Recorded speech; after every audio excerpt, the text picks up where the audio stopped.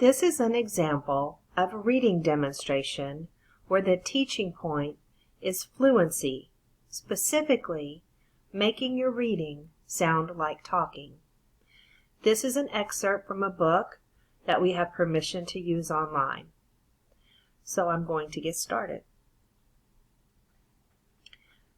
When you read aloud, you want it to sound like talking, smooth, and paying attention to the punctuation and reading in phrases.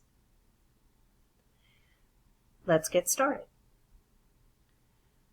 When Tallulah woke up, it was a bright, sunny morning. She got dressed and ran outside to play. So that wasn't very fluent. It was word by word. It was choppy.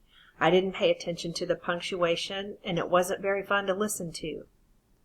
Let's try the second paragraph.